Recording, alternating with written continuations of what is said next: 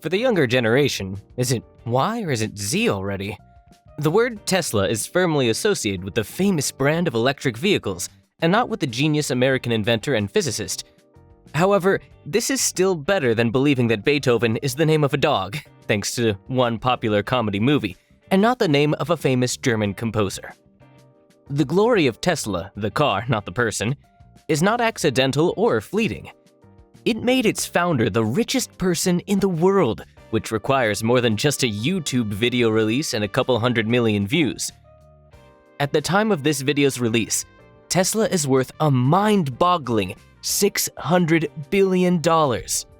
Its stock price continues to grow rapidly, and in the last 2 weeks alone, its value has grown by $100 billion, while its owner, Elon Musk, is growing richer at the rate of $12 billion a day. This is an outstanding success, and all of that in only about 17 years. The company was founded in 2003.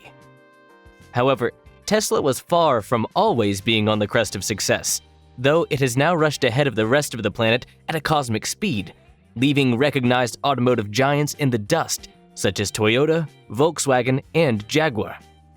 3 years ago, Elon Musk wanted to sell his brainchild. In 3 years, the company went from almost declaring bankruptcy to an enchanting success. This is the speed of transformation of the modern world. However, first things first.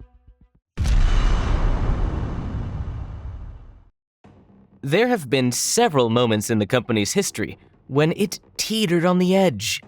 To begin with, it was not founded by Elon Musk, but by completely different guys, Mark Tarpenning and Martin Eberhard.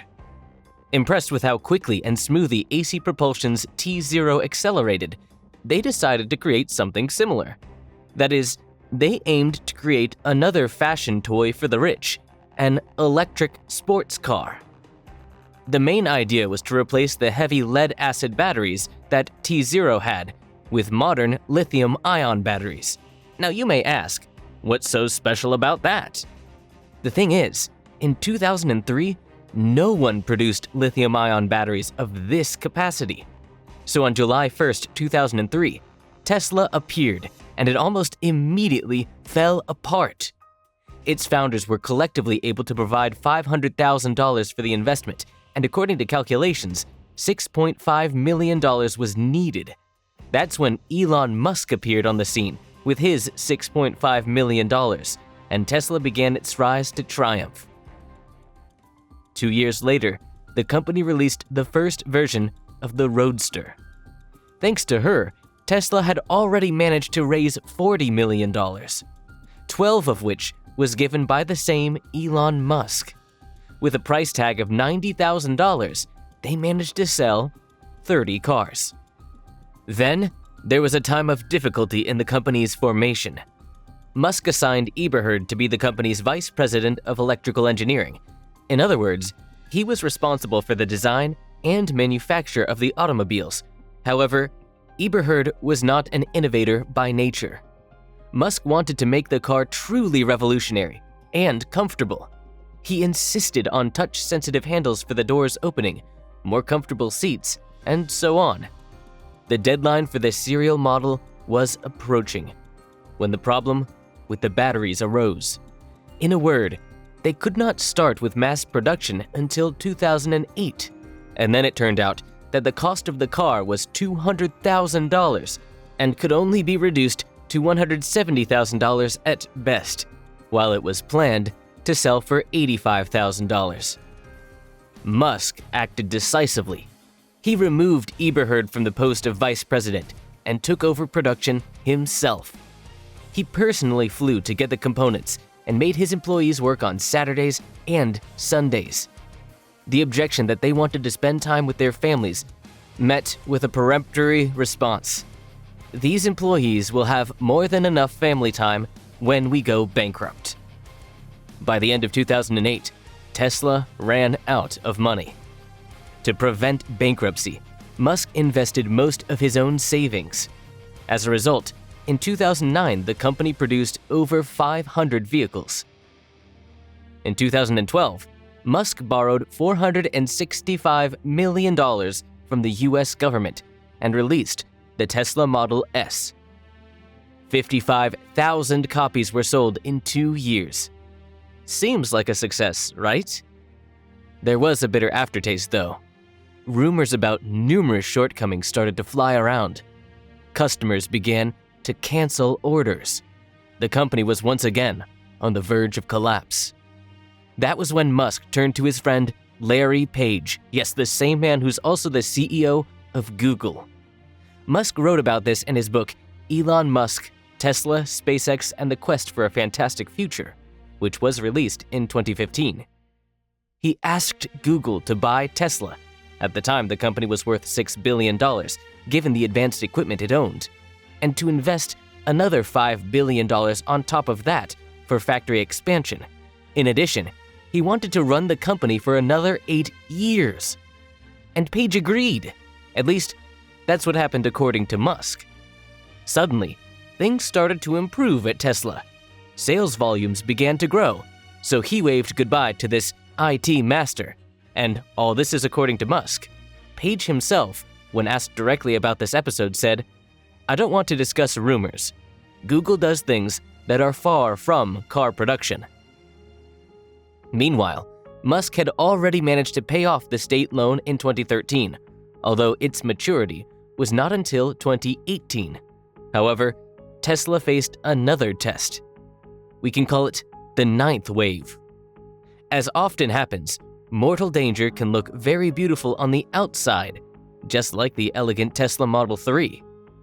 It's the most affordable model in the Tesla lineup. By the way, it's worth some $35,000.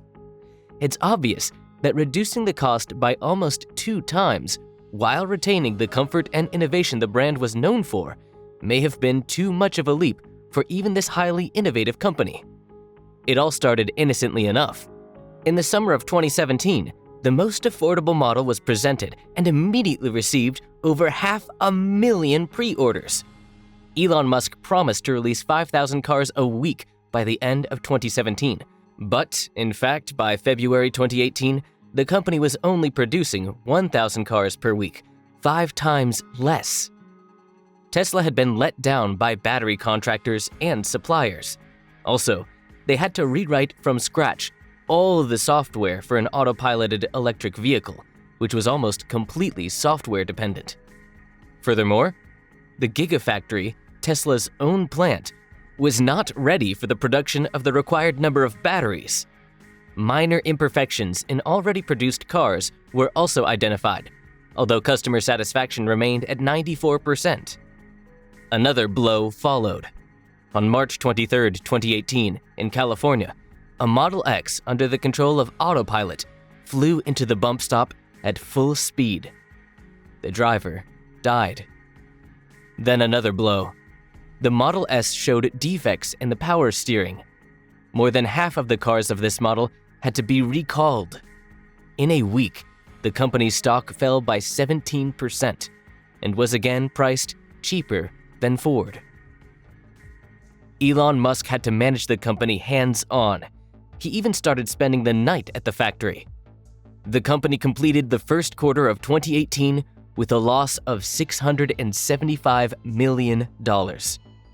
There was a reason enough to fall into despair. It was then that Musk contacted Tim Cook, Apple's chief executive, to discuss selling Tesla. Why not Page? I think that after the deal failed in 2012, Page had not left the best impression of him.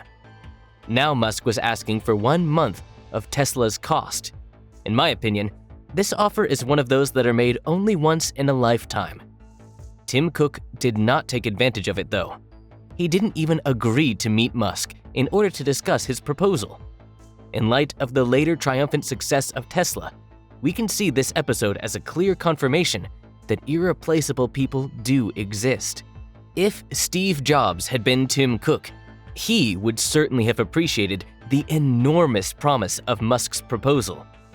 However, there are titans of business and just good top managers. Elon Musk had no way out. Angry investors, disappointed buyers, and bankruptcy all surrounded him. Yet, he did the impossible. Tesla survived and made its owner the richest person on the planet. What's next?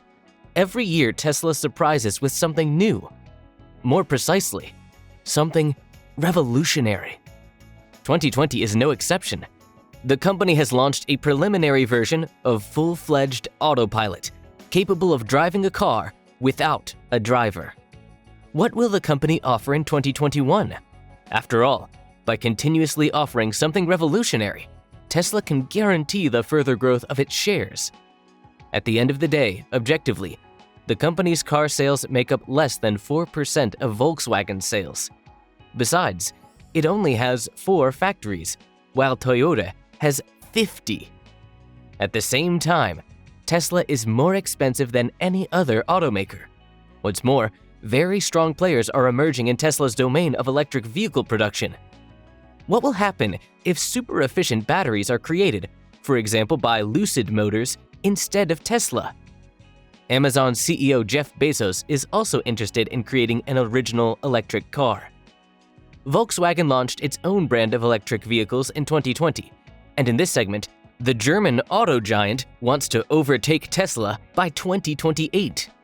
All this while, as we know, Google is in full swing developing the technology to control a car using autopilot. In this situation, Musk wants to make a strong move by releasing an even more affordable electric car than the Model 3, priced at $25,000. Of course, it is still not a budget-class car yet. However, without a doubt, the fact that it is $10,000 less will add another million or even more buyers. For comparison's sake, depending on the configuration, the gasoline-powered 2020 Volkswagen Golf costs $21,000 to $26,000. We hope that in this case, Musk chose the right decision for the main attack. What if something goes wrong again? I think Musk won't need to offer his brainchild to Apple or Google again. He's already the richest man in the world with a net capital of $200 billion. This man will manage by his own means.